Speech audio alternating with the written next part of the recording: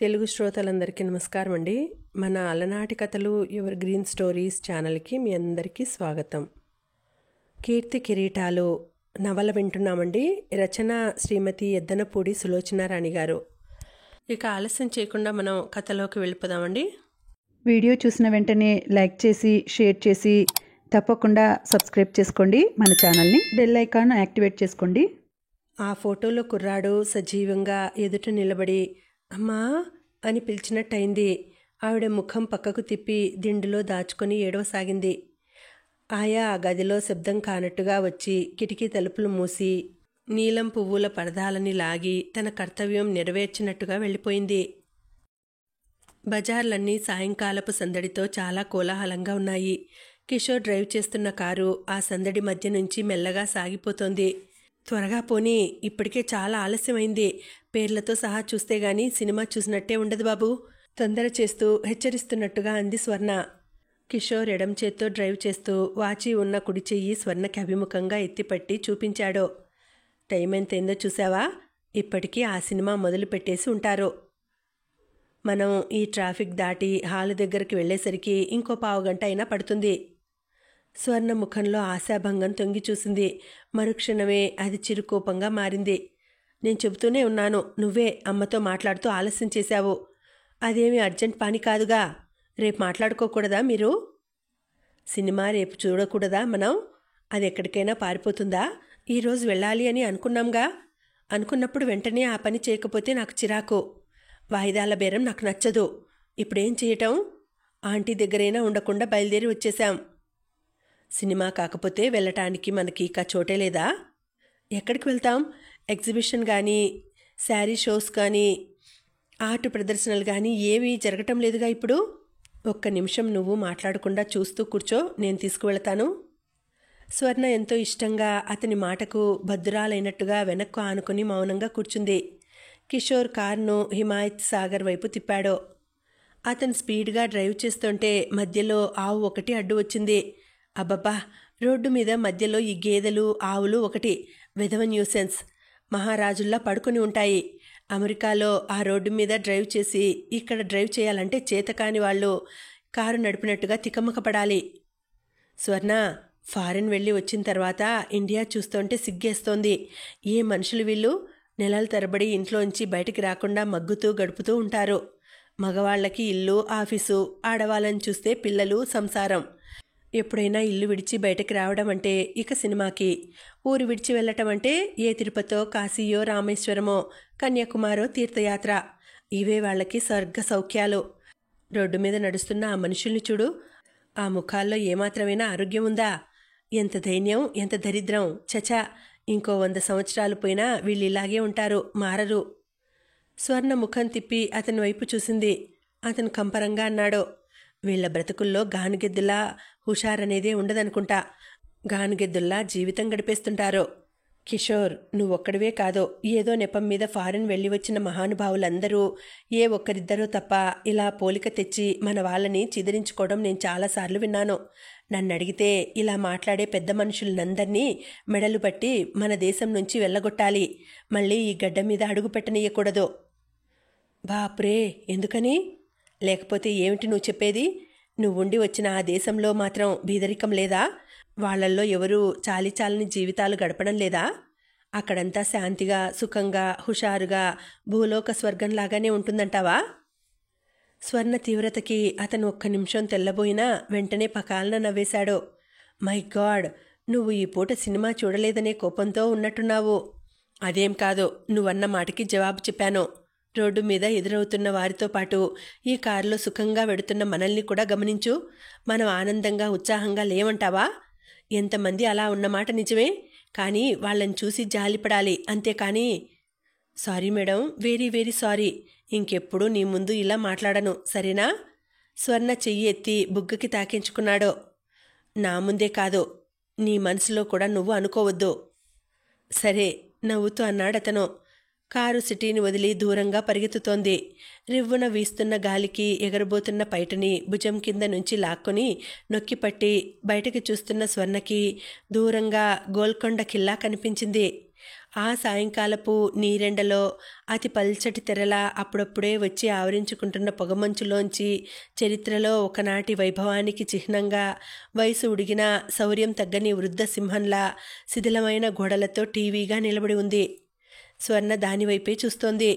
ఒకనాడు ఈ కోట ఎంత వైభవంగా వెలిగిందో, ఎంతమంది జనం దానిలో సందడిగా బ్రతికారో. ఆనాడు రాజనర్తకీమణులు ఏ విధంగా నాట్యం చేసేవారో. కోటని పరీక్షగా చూస్తున్న స్వర్ణ కళ్ళు పరధ్యాసగా అయినాయి. పక్కన కిషోర్ ఉన్నాడన్న ధ్యాసే పోయింది. మనసు హఠాత్తుగా వర్తమానపు తెరలన్నీ చీల్చుకుంటూ గతంలోకి విహంగంలా ఎగరసాగింది. స్వర్ణ కళ్ళ ముందు పాములా మెలికలు తిరుగుతున్న నున్నటి రోడ్డు రాజదర్బారుకి వెళ్లే రాచబాటలా కనిపించసాగింది. నిగనిగలాడుతూ అందంగా ఉన్న నల్లటి గుర్రాలు డెక్కలు చప్పుడు చేస్తూ పరిగెత్తుతూ తీసుకువెళుతున్న బగ్గీలో మజ్లిస్ తెరల మధ్య అతి మెత్తగా ఉన్న దిళ్లకి ఆనుకొని తను కూర్చున్నట్టుగా ఉంది. బగ్గీ వచ్చి కోట లోపల ఆగింది. ఎవరో అలవోకగా చెయ్యి అందించి గుర్రపు బగ్గీలోంచి తను దిగడానికి సాయం చేస్తున్నారో. మగసిరి నిండిన ఆ చేతిని సున్నితంగా వదిలించుకొని తను ఎర్రటి తివాచి పరిచి ఉన్న మెట్ల మీద నుంచి ఎక్కి ఎత్తైన వేదిక మీదకి వెళ్ళి నిలబడింది. తను 2 చేతులు నడుం మీద ఆనించుకొని శిరస్సు వంచి సభికులకి సవినయంగా నమస్కారం చేస్తుంటే మిన్ను ముట్టేట్టుగా కరతాళ ధ్వనులు వినిపించాయి. అవి సద్దుమనగగానే మెల్లగా పక్క నుండి మృదంగ ధ్వని ప్రారంభమైంది. దాని తాళానికి అనుగుణంగా ఎర్రటి పారాణి దిద్దిన పాదాలు కదలటం ప్రారంభించినాయి. గజ్జెలు గల్లుమని శబ్దం చేస్తున్నాయి. తన కనుబొమ్మలు చేతివేళ్ల చివర్లు సున్నితంగా కదులుతూ చేయబోయే నాట్యానికి శ్రీకారాలు చుడుతున్నాయి. ఎదురుగా రకరకాల వస్త్రధారణలలో మహాసముద్రంలా జనం, వారికి పైన అంతస్తులో సేవకులు వింజామరలు వీస్తుండగా నవరత్న ఖచ్చిత సింహాసనం మీద యువరాజు. స్వర్ణ శరీరం నాట్యంతో పాములా మెలికలు తిరుగుతోంది. నరనరంలోనూ ఏదో వివసత్వం, చెప్పలేని ఆనందం. నాట్యమే తనే నాట్యంలా మారిపోయినటువంటి అద్భుతమైన భావన. కారు కుదుపుతో ఒక్కసారి ఆగింది. స్వర్ణ ముందుకు తూలి పడబోయి ఎలాగో ఆనుకొని సరిగ్గా కూర్చుంది.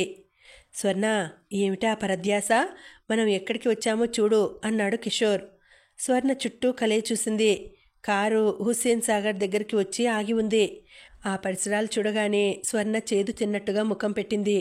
అబ్బా, ఇక్కడికా? ఈ రాళ్ళు రప్పలు ఎన్నోసార్లు ఇదివరకు చూసినవేగా అంది. రాళ్ళు రప్పలా? చాలా అన్యాయం. నువ్వు పక్కన ఉంటే ఇవే నాకు చాలా అందంగా అద్భుతంగా కనిపిస్తున్నాయి. నీకు అలా అనిపించటం లేదంటే? అతని ముఖం చూసి స్వర్ణ పక్కన నవ్వింది. అతను కూడా నవ్వాడు. ఇద్దరి చూపులు కలుసుకున్నాయి. అతని కళ్ళు లాలనగా కాంక్షతో తన ముఖం మీద నిలవటం చూసిన స్వర్ణ చప్పున చూపులు మరల్చుకుంది. దూరంగా హుస్సేన్ సాగర్ మీద నీరెండ పడటంతో నీళ్లు కిలకిలలాడుతున్నట్టుగా తళతళ మెరుస్తున్నాయి. కిషోరు స్వర్ణ చేతిని తన చేతిలోకి తీసుకున్నాడు. స్వర్ణ, నీతో ఇలా ఏకాంతంగా మాట్లాడాలని ఎన్నాళ్ల నుంచో ప్రయత్నం, తగ్గు స్థాయిలో అన్నాడు. ఇది మరీ బాగుంది. ప్రతిరోజు ఉదయం గంట, సాయంత్రం గంట, పడుకోబోయేటప్పుడు అరగంట మాట్లాడుతూనే ఉన్నావుగా. ఆ మాట్లాడుకోవటం వేరు స్వర్ణ. నిజం చెప్పు, నేను నీతో ఫోన్లో మాట్లాడేటప్పుడు ఆ చుట్టుపక్కల మీ అమ్మ కానీ నాన్న కానీ మీ పని మనిషి కానీ ఎవరో ఒకరు ఉంటారా లేదా? స్వర్ణ ఆలోచించింది. అవును, నిజమే. కానీ నీకెలా తెలుసు? ఆశ్చర్యంగా చూస్తూ అడిగింది. నాకు అన్నీ తెలుసు. నువ్వు మాట్లాడే ధోరణే చెబుతుంది. మీ అమ్మ అంత సులువుగా ఎవరినీ నమ్మదని నేనెప్పుడో గ్రహించాను. తల్లి ప్రసక్తి రాగానే స్వర్ణ కళ్ళు రెపరెపలాడినాయి. అది నువ్వు వేరుగా భావించవద్దు. నేను ఒక్కగానొక్క కూతుర్ని. అమ్మకి అహర్నిశలు నా గురించి ఆలోచన. అందుకే ఎంతో జాగ్రత్తగా ఉంటుంది అంది. అది నిజమే, నేను కాదనడం లేదు. కానీ ఆలోచించు. పరాయి వ్యక్తిగా నా మీద మీ అమ్మకి నమ్మకం లేకపోవచ్చు, కానీ నీ మీద కూడా లేదా? ఇది నువ్వు ఎప్పుడైనా ఆలోచించావా స్వర్ణ? నువ్వు ఏమీ అనుకోనంటే ఒక మాట చెబుతాను. ఏమిటది? నేను వచ్చిన ఈ ఏడాది నుంచి చూస్తున్నాను. నువ్వు ఎంత కష్టపడి నీ డ్యాన్స్ ప్రోగ్రామ్స్ ద్వారా సంపాదించిన డబ్బంతా మీ అమ్మ మీ స్థితికి మించి ఖర్చు పెట్టేస్తోంది. ఆవిడకి రాజకీయాలంటే ఉన్న పిచ్చి మూలంగా నీ డబ్బు దుబారా అయిపోతోంది. ఇది నాకు చాలా బాధగా ఉంది. అతని వైపు చూస్తున్న స్వర్ణ ఏదో చెప్పబోయి మళ్ళీ అంతలోనే విరమించుకున్నట్టుగా ఆగి తల తిప్పి రాళ్ల వైపే చూడసాగింది. స్వర్ణ, నువ్వు నా మాటలు పొరపాటుగా అర్థం చేసుకోవద్దు. మీ అమ్మని కించపరచాలని గాని మీ ఇద్దరి మధ్య నేనేదో తలదూర్చి స్పర్ధ తీసుకురావాలని గాని నా ఉద్దేశం కానే కాదు. నీ స్నేహితుడిగా ఈ ఏడాది నుంచి మన మధ్య పెరిగిన చనువుతో స్వతంత్రం తీసుకుని చెబుతున్నాను. లేదు కిషోర్, నేనెప్పుడూ అలా అనుకోలేదు. నువ్విలా నిర్మోహమాటంగా అడిగినందుకు నాకు చాలా సంతోషంగా ఉంది. కానీ నువ్వు కూడా ఒకటి ఆలోచించు. నేను అమ్మకి ఒక్కగానొక్క పిల్లని. ఆవిడ పంచప్రాణాలు నా మీదనే ఉంటాయి. ఇప్పుడు వచ్చిన ఈ డబ్బు అనేది అంత క్రితం నేను డబ్బు సంపాదన అనేది ఎరగనప్పుడు అమ్మ నా కోసం ఎంత చేసింది, ఎంత ఖర్చు పెట్టింది. నగలు కానీ, చీరలు కానీ, సరదాలు కానీ, చివరికి భోజనం విషయంలో కూడా ముందు నాకు ఉంది లేనిది చూసి కానీ తన విషయం చూసుకునేది కాదు. నాకు ఏదైనా కావాలంటే అమ్మ నాన్న తమ ఖర్చులు తగ్గించుకొని నాకు కావలసిన వస్తువు ఇచ్చేలా చేసేవారు. ఈ రోజున నాట్యంలో నేను ఇంత ప్రావీణ్యత సంపాదించానంటే ఇది కేవలం అమ్మ తీసుకున్న శ్రద్ధే కారణం. అమ్మ అంత కష్టపడి నాకు ఈ నాట్యమే నేర్పించకపోయినట్టయితే అసలు నాది అంటున్న ఈ డబ్బు ఎక్కడి నుండి వచ్చేది? నా కోసం ఇంత చేసిన అమ్మకి నా డబ్బు వాడుకునే అధికారం లేదా? నేనే ఆవిడ మనిషిని అయినప్పుడు నా డబ్బు ఆవిడది ఎందుకు కాదు?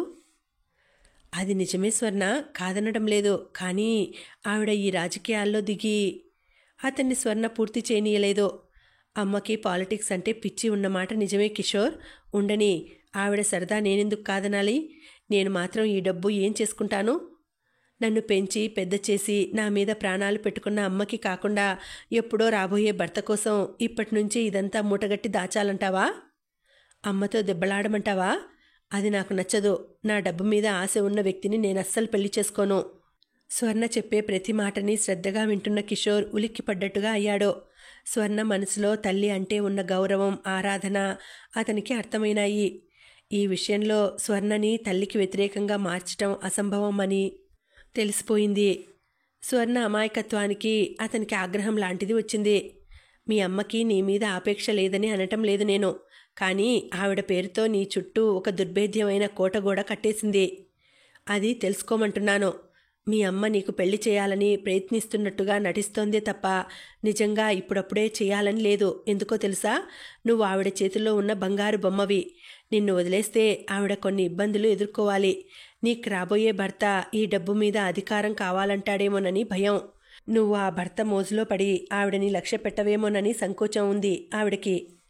అతను ఆవేశంగా చెబుతున్న మాటలని కళ్ళు విప్పార్చుకొని చూస్తూ వింటోంది స్వర్ణ. స్వర్ణ, ఒక్కటడుగుతాను, జవాబు చెప్పు. నువ్వు సిగ్గుపడవద్దు. మనసులోని మాటని నిర్మోహమాటంగా అడిగేసుకోగల స్నేహితులం అయ్యాం మనం. నీకు 21 సంవత్సరాలని విన్నాను. ఇంత వయసు వచ్చినా నీ జీవితంలోకి ఒక్క మగాడు కూడా రాలేదంటే విచిత్రంగా లేదు? ఈ కాలపు పిల్లలు మానసికంగా ఎంత త్వరగా ఎదిగిపోతున్నారు. ఒకసారి నువ్వు చెప్పావు, గుర్తుందా? నీ స్నేహితురాళ్ళందరికీ పెళ్ళిళ్ళయ్యి పిల్లల తల్లులయ్యారని. నీకెప్పుడూ ఆ ఆలోచననే రాలేదా? ఈ మాట వినగానే స్వర్ణ ముఖంలోకి ఆ సాయం సంధ్యలోని ఎరుపు అంతా వచ్చి ప్రతిబింబించినట్లుగా చెంపలు కెంపులైనాయి. తలదించుకుంది. కిషోర్ మరింత ఆవేశంగా అంటున్నాడు, ఇదంతా కేవలం మీ అమ్మ గీసిన గిరి, కాదనగలవా? నిజం వినటానికి నీకు కష్టంగా ఉన్నా నేను చెప్పటం మానను. ఆవిడకి నీ దగ్గరగా ఎవ్వరూ రావటం ఇష్టం లేదు. నిన్ను పేరు, ప్రతిష్ట, నాట్యం, సాధన అంటూ ఒక రంగుల వలయంలో బంధించి ఉంచింది. నువ్వు అమాయకంగా ఆ పంజరమే ఒక ప్రపంచం అనుకొని సంబరపడుతున్నావు. స్వర్ణ ఆలోచిస్తున్నట్టుగా మౌనంగా ఉండిపోయింది. మాట్లాడవేం స్వర్ణ? జవాబు చెప్పలేవా? ఇదే ఫారెన్లో అయితే. ఈ మాట వినగానే స్వర్ణ చప్పున 2 చేతులు ఎత్తి చెవులు గట్టిగా మూసుకుంది. ఆపు కిషోర్, ఆపు. తర్వాత నువ్వు చెప్పబోయేదేమిటో నాకు తెలుసు. ఇదే ఫారెన్లో అయితే ఏం జరిగేదంటావు? ఈ పాటికి 4 మగపిల్లలతో పరిచయం, 2 సార్లు నెలలు తప్పటం, అబార్షన్ అవ్వటం జరిగి ఉండేదంటావు, అంతేగా? అవేవి జరగకపోవడం నీకు ఆశ్చర్యంగా ఉంది కదూ? నేను నీకు ఒక మొద్దావతారంగా, మా అమ్మ ఒక రాక్షసిలా అనిపిస్తోంది, ఇంతేగా నువ్వు చెప్పేది? స్వర్ణ తీవ్రతకి అతను వెనక్కు తగ్గాడు. నువ్వు చాలా పొరబడుతున్నావు. నా ఉద్దేశం, గాబరాగా అన్నాడు. నువ్వు ఒప్పుకోకపోయినా నీ ఉద్దేశం అదే. నువ్వే కాదు కిషోర్, ఇంచుమించుగా మా బంధువులందరి ఉద్దేశం కూడా ఇదే. వాళ్ళ దృష్టిలో నేను ఒక మనసు లేని రాయిని. మా అమ్మ తన లాభం కోసం నాకు పెళ్లి చేయని స్వార్థపర్రాలు. నా జీవితంలో ఇంతవరకు ఏ మగ పిల్లవాడు రాలేదంటే నీకు ఆశ్చర్యంగా ఉంది కదూ? నా జీవితం ఎంత? 21 సంవత్సరాలు, అంతేగా? ఇప్పటి వరకు నా ధ్యాస, నా ఏకాగ్రత అంతా నా నాట్యం మీద, చదువు మీదనే ఉంటూ వచ్చింది. డ్యాన్స్లో నేను నేర్చుకోవాల్సింది ఇంకా ఎంతో ఉందనిపిస్తోంది. దేనితో సాధన చేసి కొత్త కొత్త పద్ధతులు సృష్టించి నలుగురు చేత మెప్పు పొంది శభాషణ అనిపించుకోవాలని అహర్నిశలు ఆరాటపడుతున్న నేను అసలు పెళ్లి గురించి ఆలోచించనే లేదు. ఆ టైమే నాకు లేదు. నా 7 పిల్లలంతా పెళ్ళిళ్ళయ్యి పిల్లల తల్లులు అవుతున్న మాట నిజమే. కానీ వాళ్లలా పెళ్లి నాకు ధ్యేయం కాదు. మగపిల్లలెవరూ నా జీవితంలోకి రాలేదంటే అది పూర్తిగా నా తప్పే. కానీ మా అమ్మ చేసిందేమీ లేదు. ఒకసారి ఏమైందో తెలుసా? స్వర్ణ కళ్ళల్లో అసహ్యం, జుగుప్స తొంగి చూశాయి. ఏమైంది? అతను ఆదుర్దాగా అడిగాడు. మాకు దూరపు బంధువుల అబ్బాయి మూర్తి అని ఉన్నాడు. అతనిది చాలా పేద కుటుంబం. అతని తల్లిదండ్రులు అమ్మ దగ్గరకు వచ్చి ప్రాధేయపడితే అమ్మ అతనికి చదువులకి సాయం చేస్తానని మాట ఇచ్చింది. ఆ రూపేణ మా ఇంటికి వస్తూ పోతూ ఉండేవాడు. నేను కూడా చనువుగా మాట్లాడేదాన్ని. ఒకసారి ఏం జరిగిందంటే... స్వర్ణ చెప్పలేనట్టుగా కళ్ళు క్రిందకి దించుకుంది. ఏం జరిగింది? అతని ఆదుర్ద రెట్టింపు అయింది. నేను పరీక్షలకి చదువుతున్నాను. రాత్రి పొద్దుపోయింది. అమ్మా నాన్న నిద్రపోయారు. నాకు చదువులో సాయంగా ఉంటాడని పరీక్షలప్పుడు అతన్ని మా అమ్మ మా ఇంట్లోనే ఉండమంది. అతను ఆ రోజున నా గదిలోకి వచ్చాడు. కిషోర్ ఊపిరి బిగబట్టి వింటున్నాడు. వచ్చి సీరియస్గా ముఖం పెట్టి, నా మీద నీ అభిప్రాయం ఏమిటి స్వర్ణ అన్నాడు. బాగా చదువుకుంటే పైకొస్తావు అన్నాను. అంతే. ఆ మాట నేను ఆ క్షణంలోనే మర్చిపోయాను. తర్వాత ఒక పెద్ద ఉత్తరం రాసి రహస్యంగా నా చేతికిచ్చాడు. నేను అది తెరిచి మొదటి వాక్యం చదవగానే పైత్యం ప్రకోపించిన ప్రేమలేఖ అని తెలుసుకున్నాను. 2 వాక్యాలు చదవగానే నాకు అసహ్యం వేసింది. సరాసరి తీసుకెళ్లి అమ్మ చేతికిచ్చి అదేమిటో చూసి అతనికి జవాబు చెప్పమన్నాను. మర్నాడు అమ్మ అతన్ని పిలిపించింది. చాలా డాబుగా దర్జాగా వచ్చాడు. అమ్మా నాన్న బాగా తిట్టి మళ్ళీ మా గుమ్మం ఎక్కవద్దని కసిరి పంపించేశారు. తర్వాతేమైంది? సస్పెన్స్ భరించలేనట్లు అడిగాడు. తర్వాతేముంది? అమ్మ చేసిన మేలంతా మర్చిపోయి ద్వేషంతో మా మీద లేనిపోని ప్రచారాలని ప్రారంభించాడు. మా బంధువులందరి ఇళ్లకు వెళ్ళి నేను తనను ప్రేమిస్తుంటే అమ్మ పడనివ్వటం లేదని, మా ఇద్దరికి సంబంధం ఉందని, నాకు నెల కూడా తప్పిందని చెప్పాడు. నేను కాలేజీ నుంచి వస్తుంటే దారి కాచి వెంటపడేవాడు. స్నేహితులతో కలిసి అల్లరి చేసేవాడు. మా ఇద్దరి పేర్లు గోడ మీద రాయించాడు. ఈ బాధపడలేక నేను కాలేజీ మానేశాను. నేను కనిపించకపోయేసరికి ఇంటికి ఒకటే ఫోన్లు. తిట్టినా సిగ్గుపడేవాడు కాడు. మా అమ్మకి భయపడవద్దని, ఇంట్లో నుంచి పారిపోయి రమ్మని, రిజిస్టర్ మ్యారేజ్ చేసుకుందామని కబుర్లు పంపేవాడు. నేను తనకి నచ్చిన మాట నిజమే కావచ్చు. కానీ అతను నాకు నచ్చాడో లేదో ఆలోచించడే? లేక అది అనవసరం అనుకుంటారా మీ మగవాళ్ళు? అతన్ని వదిలించుకునేసరికి మాకు తల ప్రాణం తోకకి వచ్చింది. అప్పటినుండి మగపిల్లల్ని ఆమెడ దూరం ఉంచడం అలవాటు చేసుకున్నాను నేను. ఇంతేనా? ఇదేనా జరిగింది? ఇంకేదేదో ఊహించుకుని ఎదురు చూస్తున్న కిషోర్కి నీరసం వచ్చింది. మా అమ్మకి నేను ఒకే ఒక కూతుర్ని. మాకు కాస్తో కూస్తో డబ్బుంది. కొంతమంది సంబంధం అంటే ఆశపడే అర్హత ఉంది. నన్ను చేసుకోవాలని చాలామందికి ఉంటే ఉండవచ్చు. నేను కాదనను. కానీ నాకెలాంటి భర్త కావాలో కోరుకునే నా ఆలోచన కానీ, నా పెళ్ళి ఎలాంటి వారితో జరగాలో అనుకునే మా అమ్మ ఆశలు కానీ గుర్తించరేం? ఈ మాత్రం జ్ఞానం వాళ్ళకెలా ఉండదు? కిషోర్ స్వర్ణనే చూస్తున్నాడు. మాట్లాడుతున్నప్పుడు ముఖం కదలికతో పాటు ఊగులాడుతున్న ముత్యాల జూకాలతో ఎంతో సుందరంగా అపురూపంగా ఉంది. అతనికి స్వర్ణని ఇప్పుడే ఈ క్షణంలో ప్రప్రథమంగా చూస్తున్నంత కొత్తగా ఉంది. స్వర్ణ పైకి కనిపించేటంత అమాయకురాలు కాదని గ్రహించాడు. అమాయకంగా కనిపించే ఆ సౌందర్యం వెనక లోకజ్ఞానం, తెలివితేటలు నివురు కప్పిన నిప్పులా దాగి ఉన్నాయని అతనికిప్పుడే తెలుస్తోంది. స్వర్ణ చెబుతోంది, కిషోర్, పెళ్ళి అనేది నాకు చాలా పవిత్రం. దాని పట్ల నాకు కొన్ని నమ్మకాలు, ఉద్దేశాలు ఉన్నాయి. నేను మొట్టమొదట సరదాకి డ్యాన్స్ నేర్చుకున్నా. క్రమంగా అందులో నైపుణ్యం రావడంతో నా అభిరుచి పెరిగి ఇప్పుడు పూర్తిగా అదే నా జీవితం అయిపోయినట్లుగా ఉంది. డ్యాన్స్ లేకుండా నేను బ్రతకలేను. నాకు రాబోయే భర్త నాట్యం అంటే నాకెంత ఇష్టమో గుర్తించి దానికి అడ్డు రాకుండా ఉండే వ్యక్తి అయి ఉండాలి. నాకు చిన్నప్పటి నుంచి స్నేహితులు తక్కువే. ఒక్క డ్యాన్స్కి పాట పాడే సావిత్రి మినహా నాకెవ్వరితోనూ చనువు లేదు. కాలేజీలో జాయిన్ అయిన తర్వాత అమ్మ ప్రోద్బలం మీద 1-2 సార్లు స్నేహితులను చేసుకుందామనే ఉద్దేశంతో కొంతమందితో కలిసి పిక్నిక్లకి వెళ్ళాను. అక్కడ వాళ్ళు పరస్పరం చూపించుకునే చనువు నాకు నచ్చలేదు. వాళ్ళని నేను తప్పు పట్టలేదు. పెళ్లి కాకముందు ఆడపిల్లకి బాయ్ ఫ్రెండ్స్ ఉండొచ్చు. నేను కాదనను. ఎవరిష్టం వారిది. కానీ ఆడపిల్లగా నాకు ఒక అభిప్రాయం ఉంది. ప్రేమ, పెళ్ళి ఒక వ్యక్తితోనే కావాలి. నాకు స్త్రీగా నేను పొందబోయే అనుభవాలు నా భర్త దగ్గరే పొందాలి. అంతవరకు ఆగగల నిగ్రహం నాకు ఉంది. నాకు కాబోయే భర్త కూడా నాలాగే భావించాలని కూడా నేను కోరుకుంటాను. ఇది నువ్వు పాత వాసన అని వెక్కిరించి హేళన చేసినా సరే. కిషోర్ ముఖం తిప్పుకొని బయటికి చూస్తున్నాడు. స్వర్ణని ఏకాంతంగా తీసుకువచ్చి ఏదేదో చెప్పాలని, ఇంకేదో ఆనందం పొందాలని ఆరాటపడి వచ్చిన అతని తహతహ మీద చన్నీళ్లు గుమ్మరించినట్లుగా అయింది. మాట్లాడవేం? నా మాటలు నీకు నచ్చలేదా? తగ్గు స్వరంతో అడిగింది స్వర్ణ. అతను కారు తలుపు తెరిచి క్రిందకి దిగాడు. కొద్దిసేపు అలా నడుద్దాంరా అంటూ పిలిచాడు. ఇద్దరూ వచ్చి అక్కడున్న గట్టు మీద నీళ్లకు అభిముఖంగా కూర్చున్నారు. కిషోర్, మనలో మన మాటగా అనుకుందాం. నేనప్పుడు మూర్తి మాటకి ప్రలోభపడి ఉంటే నువ్వు లభించేవాడివా? స్వర్ణ ఎంతో ఆత్మీయంగా చెప్పినా కూడా అతనికి ఈ మాట అంతగా సంతోషం కలిగించలేదు.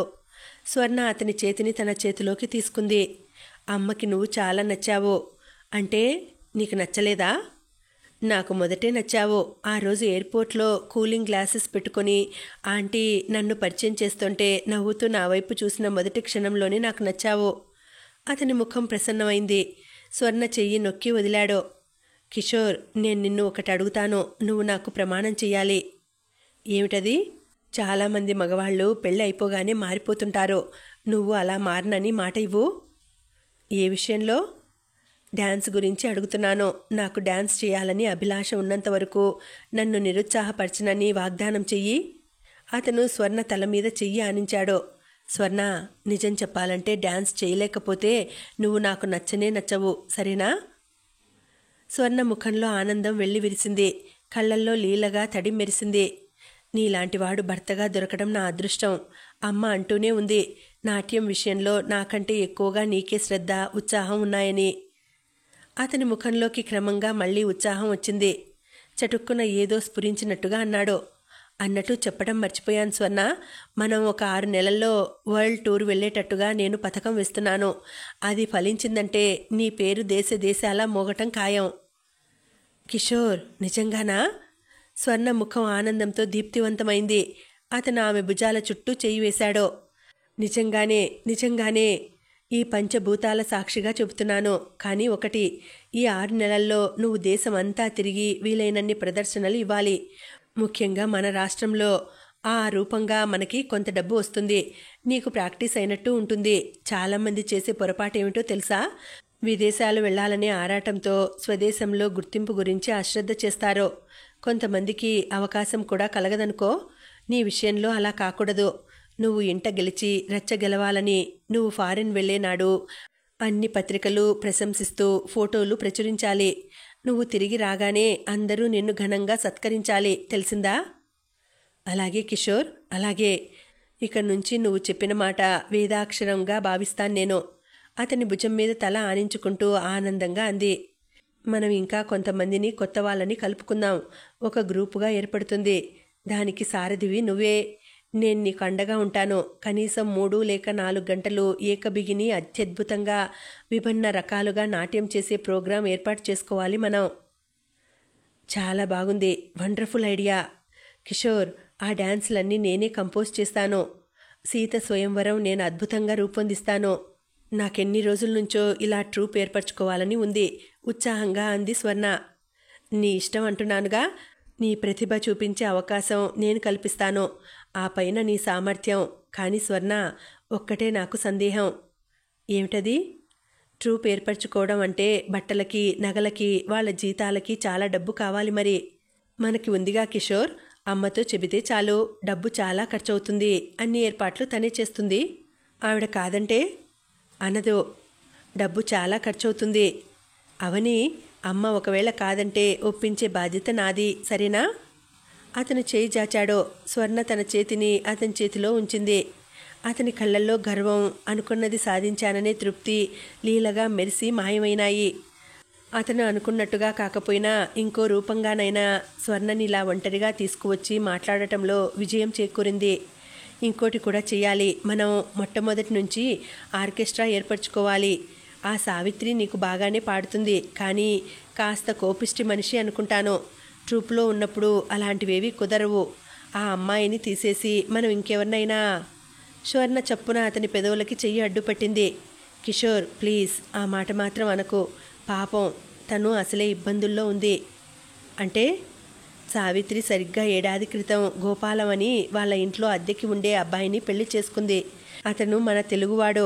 సావిత్రి తల్లిదండ్రులకి ఇష్టం లేదు. వాళ్ళు తమిళులలోనే చేసుకోమని బలవంతం చేశారు. సావిత్రి వారి మాట వినలేదు. కోపంతో నువ్వు నా కూతురువే కాదు అంటూ తెగతెంపులు చేసుకున్నారు. గోపాలానికి ఎంత ప్రయత్నించినా ఎక్కడా ఉద్యోగమే దొరకలేదు. వాళ్ళకిప్పుడు మనం ఇచ్చే జీతమే ఆధారం. ఈ పరిస్థితుల్లో మనం తీసేస్తే సావిత్రి చాలా బాధపడుతుంది. అలాగా, నాకెప్పుడు చెప్పలేదేం నువ్వు? అతనేం చదివాడు? BA చదువుతూ ఈ పెళ్లి మూలంగా ఆపేశాడు. చాలా మంచివాడు, ఎంతో నిదానస్తుడు. అయ్యే ఉండాలి, లేకపోతే మీ సావిత్రితో కాపురం చేయడం అంటే మాటలా? Poor fellow, I pity him. అతను ఆలోచనగా చూస్తూ మళ్ళీ అన్నాడు, స్వర్ణ, పోనీ ఒక పని చేస్తే? ఏమిటి? మనకు ఎలాగూ ఈ ట్రూప్ విషయాలు, డబ్బు లెక్కలు చూసేటందుకు ఒక మనిషి కావాలి. నమ్మకం కలిగిన వ్యక్తి అయి ఉండాలి. పేపర్లో ప్రకటన ఇద్దామని అనుకున్నాను. వేరే తెలియని ఏ మనిషో ఎందుకు? ఈ గోపాలన్నే తీసుకుందాం. మనం ఫారెన్ వెళ్ళినా ఇద్దరూ భార్యాభర్తలు కాబట్టి సరిపోతుంది. డబ్బు లెక్కల విషయంలో సావిత్రికి కూడా కొంత బాధ్యత ఉంటుంది. కిషోర్, ఎంత మంచి ఐడియా, చాలా బాగుంది. పద, నేను ఇప్పుడే వెళ్ళి సావిత్రితో ఈ మంచి మాట చెప్పేస్తాను అంటూ లేచింది. ఇద్దరూ కారు వైపు నడక సాగించారు. ఈ మాట వింటే సావిత్రి ఎంత సంతోషపడుతుందో తెలుసా? అంత కోపిష్టిది కానీ ఒట్టి పిచ్చిది. సంతోషం వచ్చిందంటే ఏడ్చేస్తుంది. అడుగుల వేగం హెచ్చైన స్వర్ణ ఆలస్యం భరించలేనట్టుగా కిషోర్ చెయ్యి పట్టి లాగుతూ కారు దగ్గరకు పరిగెత్తసాగింది. రేపు ఇక నేను బయలుదేరి వెళ్తాను నాన్న. మా అత్తగారు అసలే సుస్థి మనిషి. మంచం మీద నుంచి లేవడం లేదు. ఎలా ఉందో ఏమిటో 4 రోజుల్లో వస్తానని చెప్పాను అంది కాత్యాయిని. అక్కడే పడక్కుర్చీలో పడుకుని మధ్యాహ్నపు కొనుకు తీయటానికి ప్రయత్నిస్తున్న వెంకటాచలం గారు సరేనన్నట్టు తల ఊపారు. రత్తమ్మ, కాత్యాయిని చాప మీద కూర్చుని ఉన్నారు. ఇద్దరి మధ్య బుట్టెడు వేరుశనక్కాయలు పోసి ఉన్నాయి. ఇద్దరూ వాటిని ఒక్కొక్కటి తీసి నేల మీద కొట్టి వలిచి పప్పులు పక్కనున్న పళ్ళెంలో పోస్తున్నారు. తేజ వాళ్ళకి కొద్ది దూరంలో ఉన్న బల్ల మీద కూర్చుని కిటికీ రెక్కకి ఆనుకుని పేపర్ చూస్తున్నాడు. మేనత్త వెళతాననగానే పేపర్ మడిచి తిప్పి చూస్తున్న అతను అప్పుడే, ఏం తొందరత్తయ్యా, మొన్ననేగా వచ్చింది, వెళ్దూగాన్లే అన్నాడు. నోరు మూసుకోరా, నేను చెప్పిన మాట విననప్పుడు నా సంగతి నీకెందుకు? 10 రోజుల నుంచి ఈ సంబంధం ఒప్పుకోరా నాయనా అంటూ చెవిని ఇల్లు కట్టుకొని పోరినా నీ చేత అవునని అనిపించలేకపోయాను. జారిపోయిన జుట్టుని చేతి మీదకి తిప్పి వేలుముడి వేసుకుంటూ అంది. ఆవిడ పేరెంటాలకి ప్రయాణాలకి తప్ప ఇంట్లో జడ వేసుకోదు. ఎప్పుడూ మెడ మీదకి జారుగా ఉండే వేలుముడితో ఉంటుంది. రత్తమ్మ కల్పించుకుంటూ అంది. నన్ను అడిగితే ఇందులో అబ్బాయి గారి తప్పేమీ లేదంటాను. మీరే సరిగ్గా చెప్పడం లేదు. చేసుకుంటావురా అని అడుగుతారేమిటి? గట్టిగా చేసుకోమని చెప్పక మీ మాట కాదనిలేక అయినా ఒప్పుకుంటారు. నేనా? బలవంతపు పెళ్లి చేసి ఆ పిల్ల గొంతు కొయ్యమంటావా? తీరా రేపు పెళ్ళయిన తర్వాత నేను ఏలుకోను అంటే? నా మెడలు వంచి చేశావు అంటూ వీడు ఆ పిల్లని సరిగ్గా చూడకపోతే ఆ పిల్ల గతేం కాను? ఇదొక పాపం మూట కట్టుకోమంటావా నన్ను? అయినా వాడు నా మాట విన్నదెప్పుడు అని. ఎప్పుడూ నేనే వాడి మాట వింటున్నాను గాని. తేజ పేపర్లోంచి తల తిప్పి నవ్వుముఖంతో ఇటే చూస్తున్నాడు.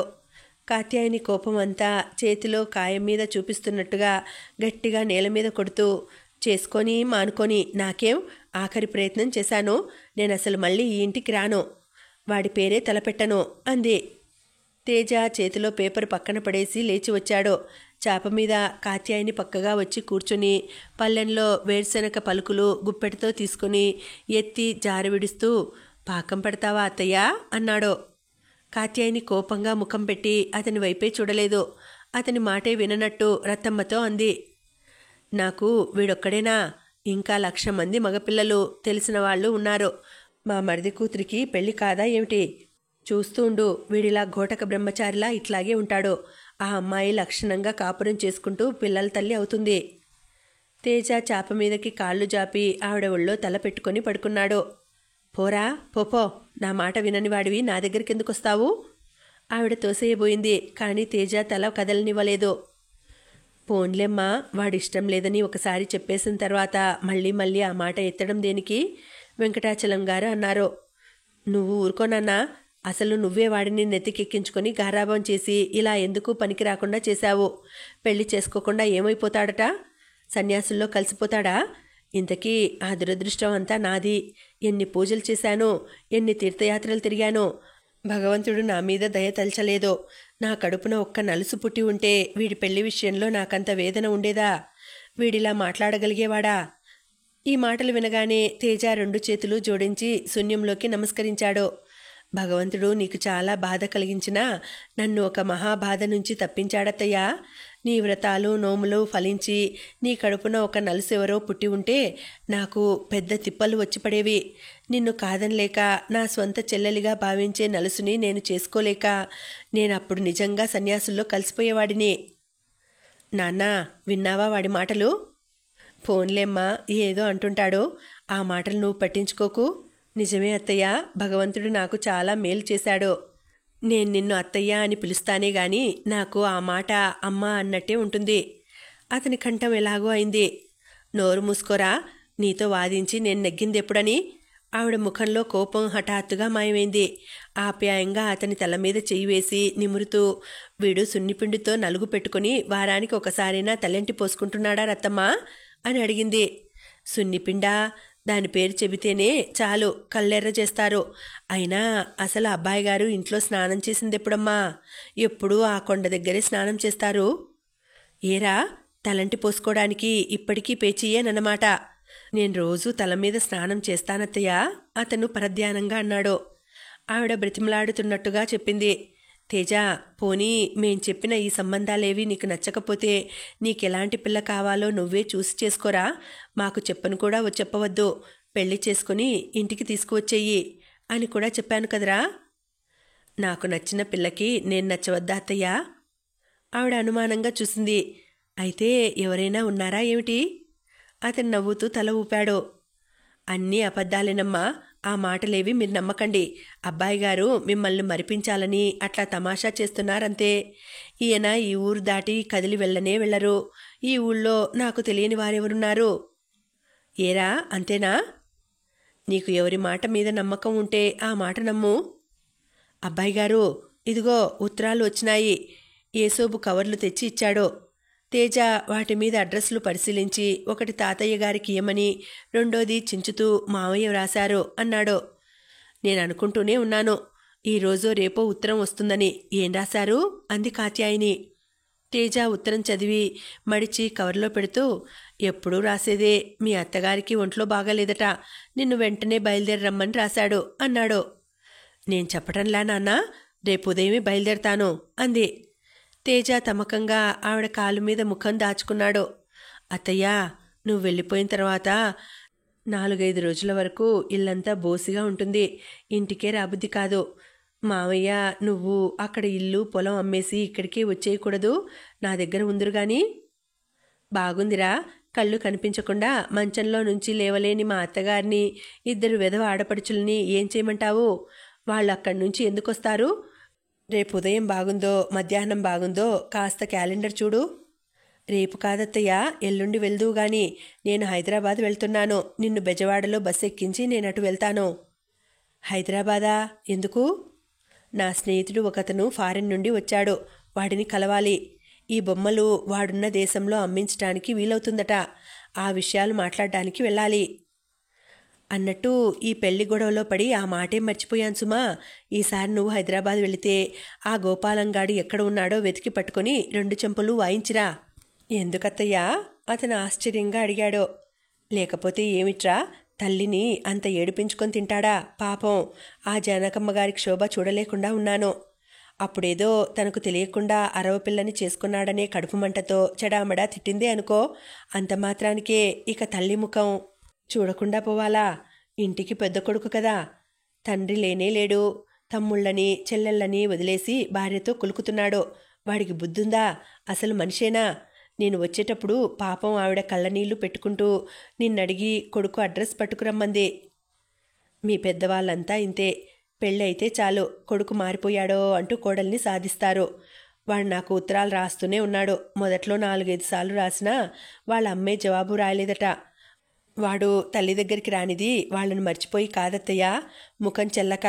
ఉద్యోగం లేదు, తనే భార్య సంపాదన మీద బ్రతుకుతున్నాడు. తల్లికి చెల్లికి ఏం పంపిస్తాడో? మొన్ననే నాకు ఉత్తరం రాశాడు. ఉద్యోగం దొరికిందట. జీతం రాగానే వాళ్ళమ్మకి పంపిస్తానని రాశాడు. ఏడవలేకపోయాడు. ఆ మాట ఏదో చెప్పవచ్చుగా. నువ్వు ఆ అమ్మాయిని కూడా చూసిరా. కట్టు బొట్టు భాష ఎలా ఉందో మరి. ఈ కాలంలో ప్రేమ వివాహాలంటేనే భయం. నువ్వు హైదరాబాద్ నుంచి తిరిగి వచ్చేటప్పుడు రాజమండ్రిరా. ఆవిడకి అన్నీ వివరంగా చెబుదువు గాని. నా దగ్గర 2 రోజులు ఉన్నట్టు ఉంటుంది. ఏమిటో ఇదివరకే నయం. 6 నెలలకి ఓసారైనా వచ్చి ఓ 10 రోజులు ఉండేవాడివి. ఇప్పుడు ఈ బొమ్మల వ్యాపారం అంటూ కూరుకుపోయి అది కూడా మానేశావు. హాయిగా తిని తిరగకుండా ఈ బెడదలన్నీ నీకెందుకురా? ఏదో వ్యాపకం ఉండాలిగా అత్తయ్య. వాళ్ళకి నేను సహాయపడినట్టుగా ఉంటుంది. నాకు కాలక్షేపంగానూ ఉంటుంది. అన్నీ బాగానే ఉన్నాయిరా. ఒక్క పెళ్ళే. అదిగో నువ్వు మళ్ళీ పెళ్లి సంగతిలోకి లాగుతున్నావు. అతను లేచి కూర్చున్నాడు. నీకేం తెలుస్తుందిరా నా బాధ? నీకు పెళ్ళి అయ్యే వరకు నాకు శాంతి ఉండదు. తేజ, శృంగేరి నుంచి స్వాములవారు బెజవాడ వస్తున్నారట. ఇంతవరకు వచ్చారు కాబట్టి మన ఊరు కూడా వస్తానని రాశారు. ఉత్తరం అందిస్తూ అన్నారు వెంకటాచలం గారు. ఎప్పుడు తాతయ్య? వచ్చే నెల మొదటి వారంలో. అట్లాగా, ఇంకా చాలా టైం ఉందిగా. ఆ ఏర్పాటు చేస్తానులే తాతయ్య. నాన్న, నువ్వు చిన్నప్పటి నుంచి ఇట్లా నీతో ఈ స్వాముల వార్లు అంటూ తిప్పటం మూలంగానే వీడిలా పెళ్ళి వద్దంటూ సన్యాసిలా తయారయ్యాడేమో. కాత్యాయని కినుకగా అంది. అదేమీ కాదండి. అబ్బాయి గారి మనసుకి నచ్చిన పిల్ల దొరకలేదనుకుంటా. అసలు సంగతి అదేనేమో అంది రత్తమ్మ ముసిముసి నవ్వులు నవ్వుతూ. అన్నయ్య గారు, మా సంసారం పరిస్థితి ఏమిటో మీ కళ్ళతో మీరే స్వయంగా చూశారుగా. అక్కడ మా అత్తగారు వాళ్ళు పస్తులు పడుకుంటుంటే ఇక్కడ మేమేమీ పాయసాలు తాగటం లేదు. వాళ్ళని ఇబ్బంది పడమని వదిలేసి మేం దర్జాలు పోతూ స్వర్గ సౌఖ్యాలు అనుభవించటం లేదు. మా పెళ్ళి అయిన ఈ ఏడాది నుంచి ఆయన ఉద్యోగం కోసం మేం వెతకని చోటు పట్టుకొని కాళ్ళు లేవంటే నమ్మండి. వాళ్ళకి తినే దంతసిరి లేకనో లేక ఈ మాటలన్నీ పడాల్సిన కర్మ నా ముఖాన వ్రాసి ఉండబట్టో ఏది కలిసి రానే లేదు. అక్కడికి మా ఇబ్బందుల్లోనే మా నోరు కట్టుకొని కొంత డబ్బు కూడబెట్టి మనీ ఆర్డర్ చేస్తే ఆవిడ ఏం చేశారో తెలుసా? తిరగకొట్టారు.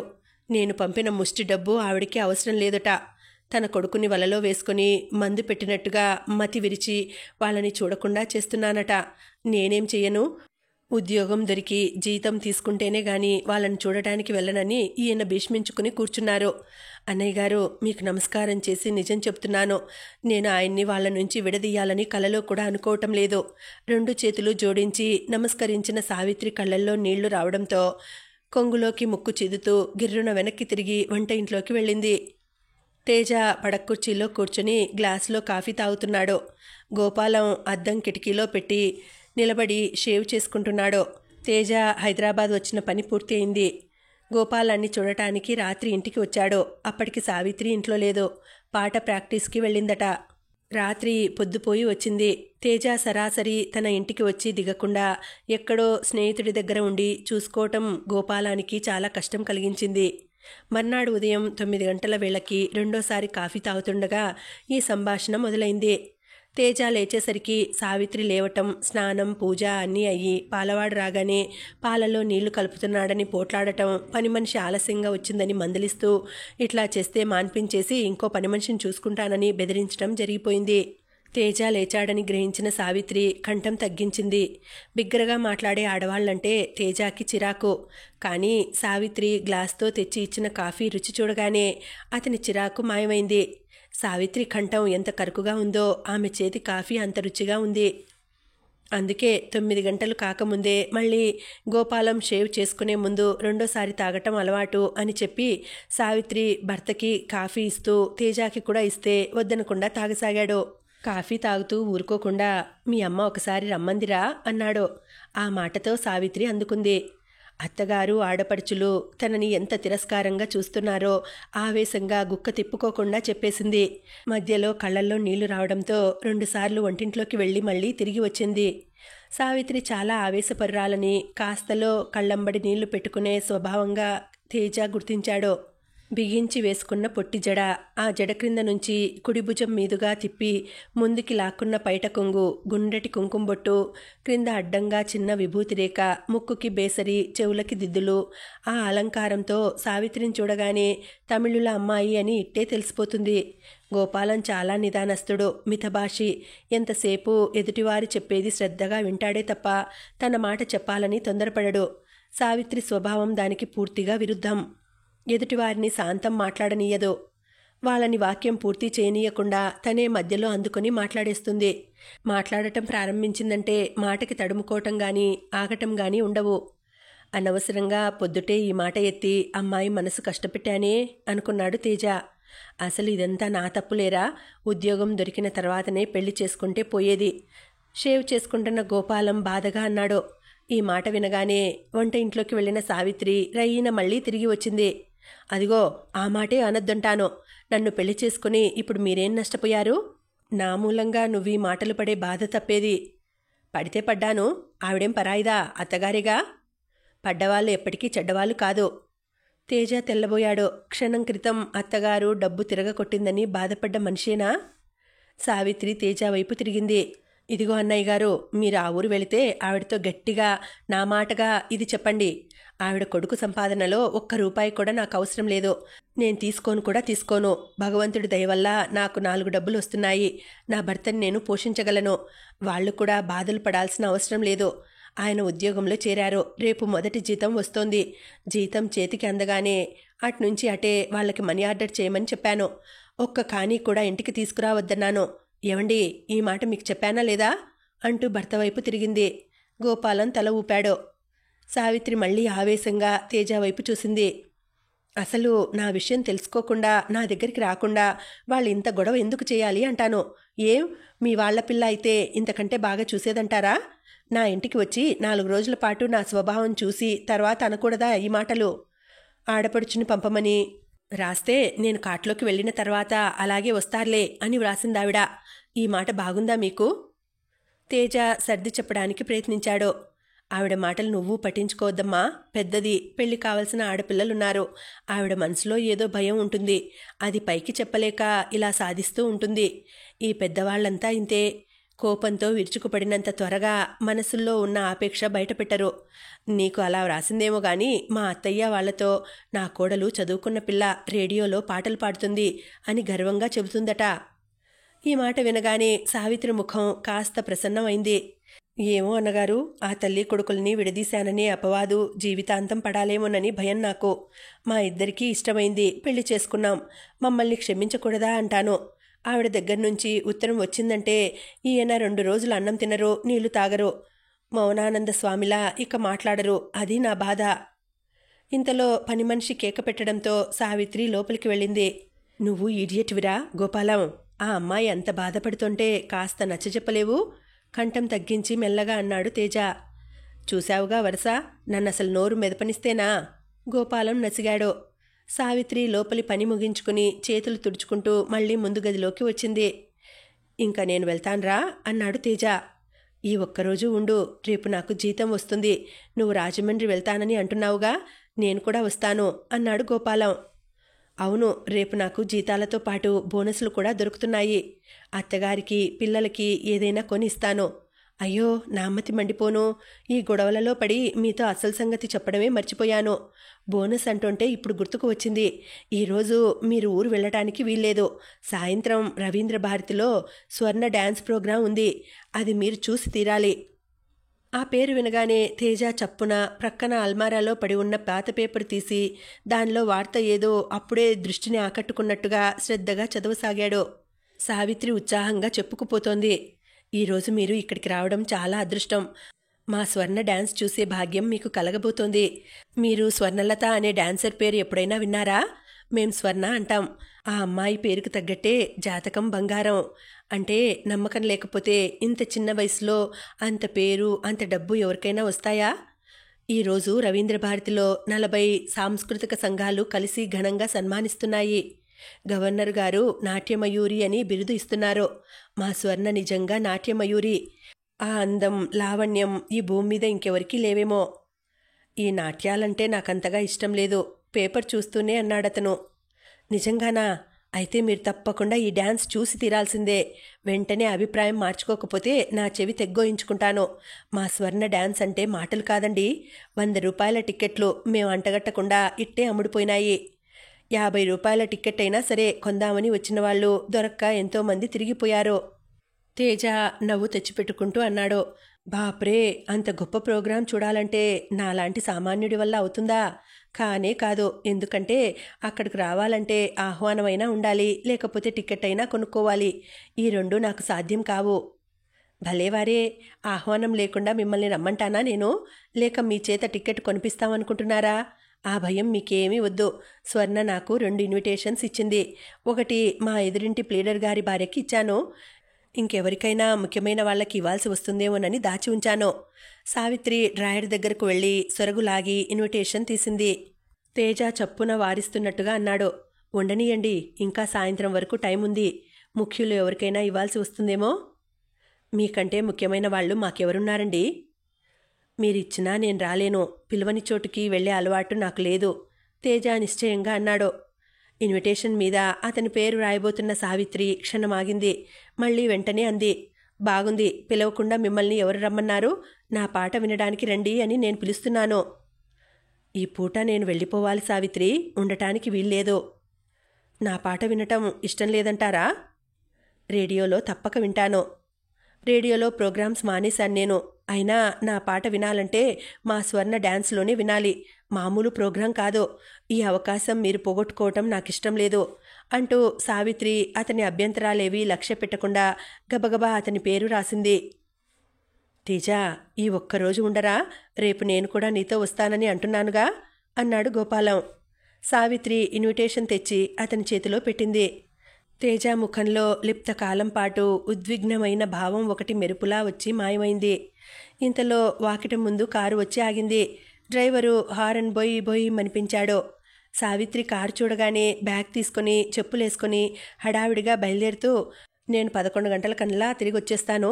ఈ లోపల మీ స్నేహితులిద్దరూ ఎక్కడికైనా వెళ్ళి తిరిగి రండి, లేకపోతే ఇంట్లో కూర్చొని కబుర్లు చెప్పుకున్నా సరే, వస్తాను అని వెళ్ళిపోతున్న సావిత్రి మళ్ళీ వెనక్కు తిరిగి అంది.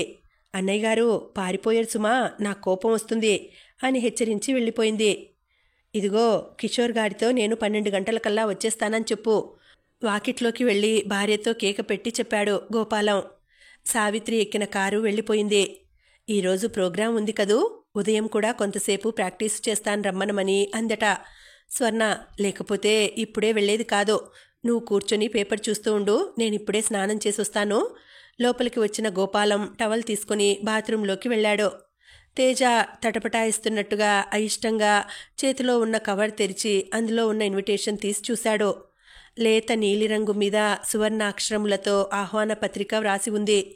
ఒక పక్క నాట్య భంగిమలో ముకులిత హస్తాలతో స్వర్ణ చిత్రం ముద్రింపబడి ఉంది. తేజ క్షణంసేపు తదేకంగా ఆ చిత్రం వైపే చూశాడు. అతని గుండెల్లో మారుమూల దాగి ఉన్న వ్యధలాంటిది ఏదో అతను నిగ్రహించుకోవాలని చూసినా సాధ్యం కానట్టుగా గుండెల్ని చీల్చుకు వస్తున్న నిశ్వాసలా నిట్టూర్పుగా బయటకు వచ్చింది. తేజ ఇన్విటేషన్ కవర్ లోపలికి తోసి దాన్ని విసుగ్గా పక్కకు పడేశాడు. కుర్చీలో నుంచి వంగి చేయి చాచి కాస్త దూరంగా టేబుల్ మీద పెట్టి ఉన్న ఆనాటి పేపర్ అందుకొని చూడడానికి అన్నట్టుగా తెరిచాడు. ఆ పేపర్లో మొట్టమొదటి పేజీలో కుడివైపున దిగువగా ఇన్విటేషన్ కార్డు మీద ఉన్న చిత్రానికి 4 రెట్లు పెద్ద సైజులో అదే భంగిమలో స్వర్ణ ఫోటో ఉంది. దాని క్రింద పెద్ద అక్షరాలతో చూపర్ల దృష్టిని తమ వైపు లాక్కుని ఆకట్టుకున్నట్టుగా ప్రోగ్రాం తాలూకు వివరాలు రాసి ఉన్నాయి. తేజ క్షణంసేపు స్వర్ణ ఫోటో నుంచి కళ్ళు మరల్చుకోనట్టుగా చూస్తూ ఉండిపోయాడు. మరుక్షణంలో రెట్టింపు చిరాకుతో ఆ పేపర్ని తిరిగి టేబుల్ మీదకి యథాస్థానంలోకి గిరాటు కొట్టాడు. కుర్చీలో నుంచి లేచి వచ్చి గుమ్మంలో నిలబడ్డాడు. పిల్లలంతా పుస్తకాలు, టిఫిన్ క్యారియర్లు పట్టుకుని గుంపులు గుంపులుగా రకరకాల డ్రెస్సులతో స్కూళ్ళకి పరుగులు పెడుతున్నట్టుగా వెళ్తున్నారు. తేజ మనసులో అగ్నిలాంటి వేదన ప్రారంభమైంది. అతనికి ఆ క్షణంలో విద్యాపురం వెళ్ళిపోవాలని అనిపించింది. తాతయ్య సమక్షం ఆయన చల్లటి మాటలు మినహా ఈ ప్రపంచంలో ఇంకేదీ ఈ అగ్నిని చల్లార్చలేదని అతనికి తెలుసు. గోపాలం స్నానం చేసి రాగానే అతనికి చెప్పి వెళ్ళిపోవటానికి నిశ్చయించుకున్నాడు తను. తిరిగి వచ్చి కుర్చీలో కూర్చున్నాడు. అన్నయ్య గారు పారిపోయారు సుమా, సావిత్రి వెళుతూ హెచ్చరికగా అన్న మాటలు గుర్తుకు వచ్చాయి. అతనికి ఆ మాట కొత్త అర్థంతో అతని వ్యక్తిత్వానికి సవాల్ చేస్తూ ప్రశ్నిస్తున్నట్టుగా అనిపించసాగింది. అన్నయ్య గారు పారిపోయారు సుమా. ఎంత వద్దనుకున్నా సావిత్రి యథాలాపంగా అన్న ఆ మాట అతన్ని వెక్కిరిస్తున్నట్టుగా, హేళన చేస్తున్నట్టుగా చెవుల్లో మళ్ళీ మళ్ళీ ప్రతిధ్వనించసాగింది. తేజ ఆ ఇన్విటేషన్ వైపు తదేకంగా చూస్తూ కూర్చుండిపోయాడు.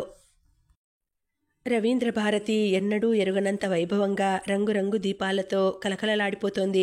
మిలమిలలాడుతున్న ఆ దీప తోరణాలతో పోటీ పడుతున్నట్టుగా నిగనిగలాడుతున్న ఖరీదైన రంగురంగుల కార్లు ఆవరణంతా కిక్కిరిసినట్టుగా నిలబెట్టి ఉన్నాయి. ఇంకా ఆటో, టాక్సీలు రివ్వున గేట్లో నుంచి దూసుకుని వస్తూనే ఉన్నాయి.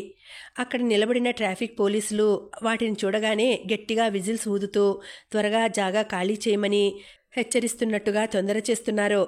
మెట్లెక్కి లోపలికి వస్తే కారిడార్స్ అన్నీ కిటకిటలాడుతూ లోపలకు వెళ్ళటానికి హడావుడి పడుతున్న జనంతో నిండి మనిషి మెదలటానికి మెసలటానికి సందు లేకుండా ఉన్నాయి. ఆ జనసముద్రంలో నుంచి ఎలాగో తప్పించుకుంటూ ఎంతో కష్టం మీద ఇన్విటేషన్ ఉన్నవారిని పంపించే మొదటి ద్వారం దగ్గరకు వచ్చిన తేజ అక్కడ గుంపుగా తోసుకుంటున్న జనాన్ని చూసి వెనక్కు తిరిగి ఇంటికి వెళ్ళిపోదామా అనుకుంటూ తటపటాయిస్తూ నిలబడ్డాడు. ఆ జనం, ఆ తొక్కిసలాట చూస్తుంటే అతనికి లోపలికి వెళ్ళటం అసంభవం అనిపించసాగింది. ఇంతలో ఏదో పని మీద బయటికి వచ్చి క్యాంటీన్ వైపు హడావిడిగా వెళ్ళబోతున్న గోపాలం దూరంగా నిలబడి ఉన్న తేజాన్ని చూడగానే జనం మధ్యలో నుంచి సందు చేసుకుని గబగబా వచ్చి చటుక్కున తేజ చెయ్యి పట్టుకున్నాడు. వచ్చావా నువ్వు? ఈ జనం చూసి ఆ గేటు దగ్గర నుంచి తిరిగి వెళ్ళిపోయావేమోనని అనుకుంటున్నాను.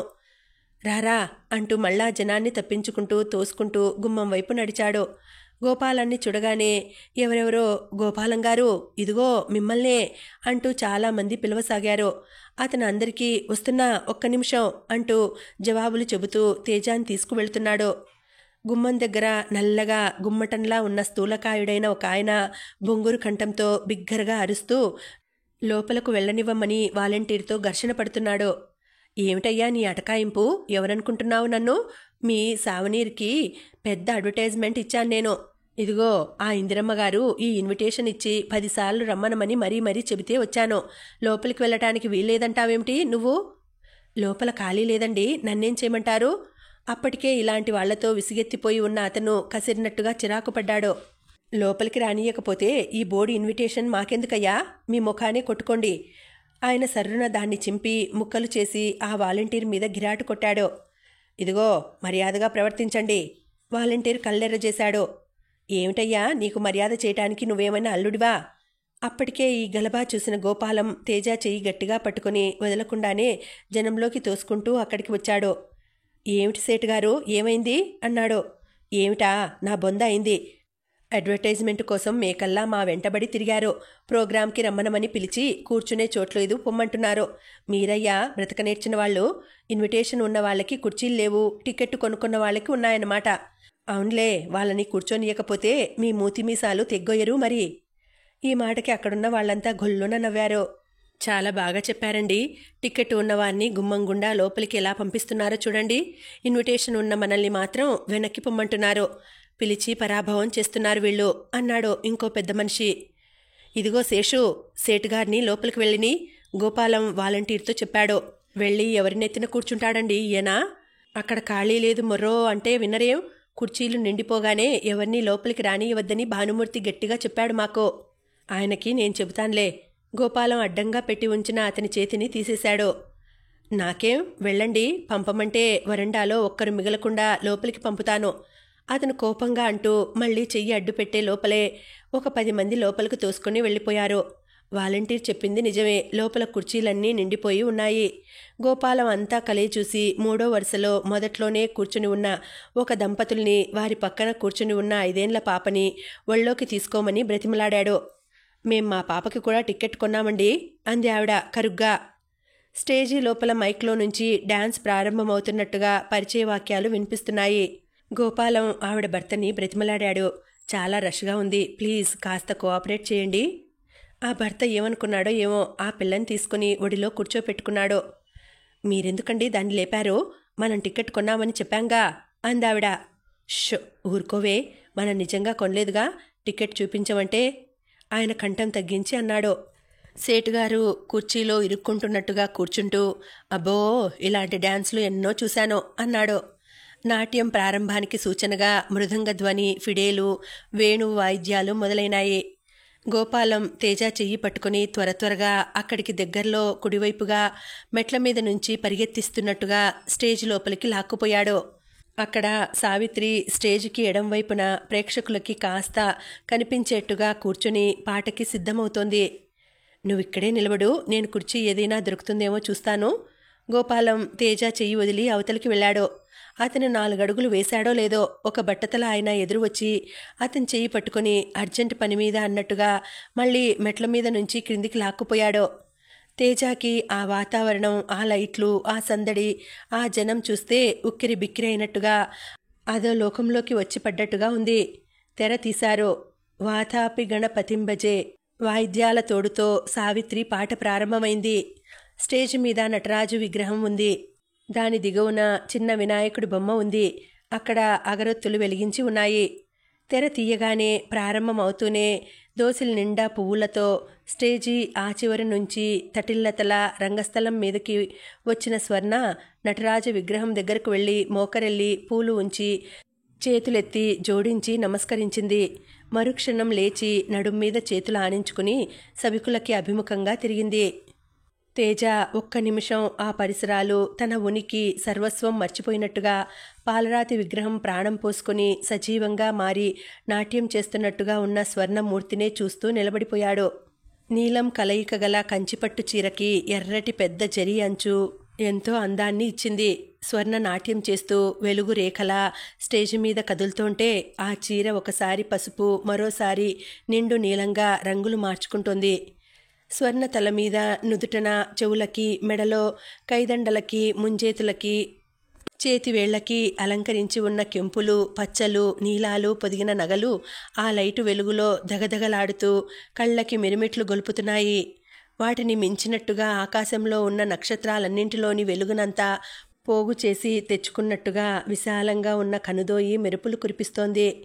పక్కకు పడితే చేతి చివర్ల వరకు వచ్చేట్టున్న పొడుగాటి పూలజడ అసలు అందమంతా నాలోనే ఉందన్నట్టుగా గర్వంగా ఊగిసలాడుతోంది. గుమ్మం దగ్గర నిలబడిన వాలంటీర్లు తమ డ్యూటీని మర్చిపోయినట్టుగా నాట్యం చూస్తున్నారు. లోపలికి రావాలని తహతహలాడుతున్న జనం ఆ మాటే మర్చిపోయినట్టుగా ఒకరి భుజాల మీద నుంచి ఇంకొకరు తొంగి చూస్తూ నిలబడి ఉన్నారు. పూజా నాట్యం ముగిసి బాలగోపాలం తరంగం ప్రారంభమైంది. పట్టుచీర నిగనిగతో, రాళ్లనగల మిలమిలతో, లావణ్యం, అందం, ఆరోగ్యం, ఐశ్వర్యం ఒక్కచోట సమకూడినట్టుగా అపురూపంగా చైతన్య స్రవంతిలా ఉన్న స్వర్ణ రూపాన్నే అందరూ మైమర్చినట్టుగా తిలకిస్తున్నారు. మృదంగ శబ్దానికే చేతులు లయబద్ధంగా తిప్పటంలో, సున్నితంగా పాదాలు ఎత్తివేయటంలో, ముఖం అలవోకగా ప్రక్కకు తిప్పి క్రీగంట ప్రేక్షకుల్ని చూడటంలో, నాట్యంలో వివిధ భంగిమల్ని ప్రదర్శించటంలో స్వర్ణ తనకి సాటి ఎవరూ లేరని నిరూపిస్తున్నట్టుగా నర్తిస్తోంది. నాట్యశాస్త్రం తెలిసిన పండితులకి ఆమె అభినయం, పడుతున్న ముద్రలు చాలా శాస్త్రబద్ధంగా తప్పుపట్టలేనట్టుగా ప్రశంసలు కురిపించేట్టుగా ఉన్నాయి. నాట్యం తెలిసిన వాళ్లకి ఆ శరీర లావణ్యం చూసి ముగ్ధులయ్యేట్టుగా, ఏ దేవకన్యనో చూస్తున్నామా అనుకొని వివసులయ్యేట్టుగా ఉంది. స్వర్ణ చిట్ట చివరి ఐటంగా భామా కలాపం నృత్యం చేయసాగింది. స్టేజి మీద భామనే సత్య భామనే అంటూ నాట్యం చేస్తున్న స్వర్ణ అక్కడున్న వందలాది ప్రేక్షకుల హృదయ ద్వారాలని తట్టి వారికి రసాత్మకమైన సంతృప్తి కలిగించింది. దానికి దర్పణంగా వారి కనుపాపల్లో ప్రతిబింబంగా మారి 1000 రూపాలుగా నిలిచినట్టుగా ఉంది. ఆ క్షణంలో అందరూ స్టేజి మీద స్వర్ణని చూడటం లేదు. నే తాళలేనే ఓయమ్మా అంటూ వయ్యారంగా పూలజడని ముందుకు వేసుకుని ఒక చెయ్యి నడుం మీద ఆనించి మరో చేతిని విసుగుని ప్రదర్శిస్తూ నుదుట తాకించి పాదాలు ఎత్తి అలవోకగా అడుగులు వెనక్కి వెళుతుంటే సమ్మోహనంగా ఉన్న ఆ రూపంలో అందరికీ కేవలం ఆ సత్యభామే కనిపిస్తోంది. ఆ కళ్ళల్లో విసుగు, ఆ ముఖంలో ఆశాభంగం, కృష్ణుడి కోసం ఎదురు చూసి అలసిపోయిన అలసత్వం, ఆ వియోగం, ఇక భరించలేననే విరహం, అంతలోనే కోపం, అంతలోనే ఆశ, అంతలోనే నిరాశ, ఈ విభిన్న భావాలని స్వర్ణ అత్యద్భుతంగా ప్రదర్శిస్తోంది. ఆ నిమిషంలో అక్కడున్న అందరూ ఎవరికి వారే నేను అనే అస్తిత్వం మర్చిపోయి నాట్యం చూడటంలో లీనమైపోయారు. ఆ క్షణంలో వారికి స్వర్ణ దివి నుండి భువికి దిగి వచ్చిన దేవదూతగా మారి నిత్యం ఏవేవో సమస్యలతో, చిరాకులతో, ఆవేదనలతో, ఆశాభంగాలతో జీవితపు గుదిబండకి భారంగా వేళ్లాడే వారి మనసుల్ని చేతులతో ఎత్తి నిష్కల్మషమైన ఆనందం, అనిర్వచనీయమైన తృప్తి, సుఖం అనే మేఘాలలోకి తీసుకువెళ్ళిపోయినట్టుగా ఉంది. అదొక విచిత్రమైన రసాత్మకమైన అనుభూతి. ఎప్పుడో గాని అనుభవంలోకి రాని అసంతృప్తి. దానికి నాట్యం గాని, గానం గాని, రచన గాని, శిల్పం గాని ఏ కళలోనైనా నిష్ణాతులైనంత మాత్రాన చాలదు. ఏ కోటి మందిలోనో ఏ ఒక్కరికో తప్ప అందరికీ సాధ్యం గాని, అందరూ పంచి ఇవ్వలేని అపురూపమైన వరం అది. అక్కడున్న వందలాది ప్రేక్షకులు స్వర్ణ చేస్తున్న నాట్యంలో తాము కూడా ఒక భాగంగా ఐక్యమైపోయినట్టుగా, మంత్రించినట్టుగా ముగ్ధులై చూస్తుండగా స్వర్ణ డాన్స్ ముగించి చేతులెత్తి సభికులకు నమస్కారం చేసి శిల్పంలా నిలబడిపోయింది. వెంటనే తెరపడిపోయింది. అందరూ ఒక్కసారిగా ఈ లోకంలోకి వచ్చినట్టుగా అయ్యారు. మరుక్షణంలో ఆ ప్రదేశం అంతా సుదీర్ఘమైన కరతాళ ధ్వనులతో మారుమోగిపోయింది. ఇంకా ఉందండి, కథ కొనసాగుతుంది. మళ్ళీ వచ్చే వీడియోలో తర్వాతి భాగం వినేద్దామండి. అంతవరకు సెలవు. నమస్తే.